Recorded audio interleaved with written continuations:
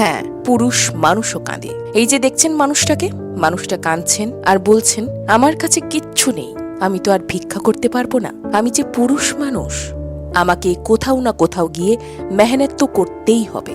এই কথাগুলো শুধু একটা কষ্টের গল্পেরই নয়, এটা এক মানুষের আত্মসম্মানের লড়াই। নেপাল থেকে হরিদ্বারে চলে এসেছেন বাবুরাম শর্মা শুধুমাত্র নতুন করে বাঁচার আশায়। ভারতে এসে একে একে শিখে ফেলেছেন 8টি ভাষা, কখনো গুজরাটি, কখনো আবার মারাঠি। মানুষের সাথে কথা বলতে পারলেই যেন একটু বেঁচে থাকার সাহস পান তিনি। সকাল থেকে কাঠফাটা রোদ্দুরে ঘুরে ঘুরে বিক্রি করেন নিমের দাঁতন, প্রতিটা মাত্র 2 টাকা। শুনতে খুব ছোট একটা সংখ্যা হলেও এই 2 টাকার পেছনে কিন্তু লুকিয়ে আছে তার পুরো দিনের লড়াই। কোনোদিন বিক্রি হয় 30 টাকা, কোনোদিন 40, আবার খুব ভালো দিন গেলে 150 থেকে 200 টাকা। আর সেই টাকাতেই চলে তার দিন। থাকেন প্লাস্টিকের ঝুপড়িতে গঙ্গার পাড়ে, আর সেটাই বাবুরামের ঘর, সেটাই তার পৃথিবী। সকাল হলে নিজে গিয়ে নিমের ডাল সংগ্রহ করেন, বানান দাঁতন, তারপর বেরিয়ে পড়েন বিক্রি করতে।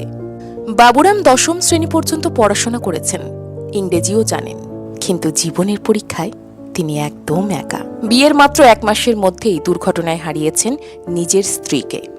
বাবা মাও আর নেই, তাই বাড়ি আর বাড়ি নয়, বাবুরামের কাছে একাকিত্বের জায়গা।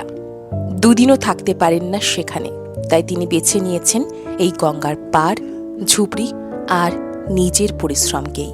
বাবুরাম ভিক্ষা করেন না, বরং তিনি বিশ্বাস করেন যে পরিশ্রম করে বাঁচতে হবে, নিজের পায়ে দাঁড়িয়ে থাকতে হবে। কিন্তু তবুও মানুষটা কাঁদেন, কারণ অভাবের থেকেও বড় কষ্ট হলো একাকিত্ব।